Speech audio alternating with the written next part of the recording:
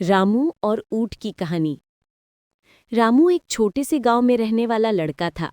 उसका सपना था कि वो बहुत बड़ा आदमी बने और अपने गांव का नाम रोशन करे। एक दिन उसे पता चला कि पास के जंगल में एक बहुत बड़ा ऊंट आता है। वो ऊंट बहुत अजीब था। उसने सुना था कि वो ऊंट एक दिन बिना किसी कारण के गुस्से में आकर सब कुछ तोड़ मरोड़ कर चला जाता है। रामू ने तय किया कि वो उस ऊंट से मुलाकात करेगा और उसके बारे में जानने की कोशिश करेगा। रामू जंगल में गया और वहां वो ऊंट मिला।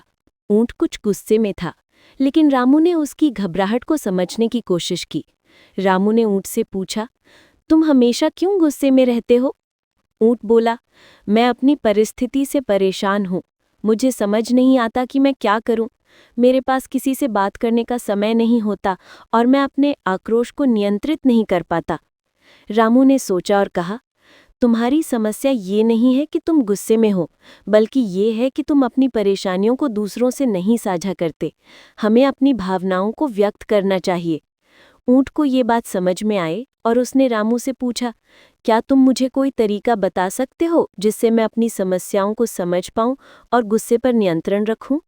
रामू मुस्कुराते हुए बोला, जब भी तुम गुस्से में आओ तो गहरी सांस लो और खुद से पूछो कि क्या इस गुस्से का कोई हल है।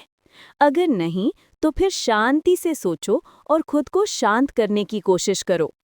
ऊंट ने रामू की बात मानी और धीरे धीरे उसने अपने परेशानियों पर नियंत्रण पाना शुरू किया। वो अब पहले जैसा गुस्सैल नहीं था। रामू ने उसे समझाया कि अगर हम अपनी भावनाओं को समझने और नियंत्रित करने की कोशिश करें, तो हम किसी भी समस्या का समाधान ढूंढ सकते हैं।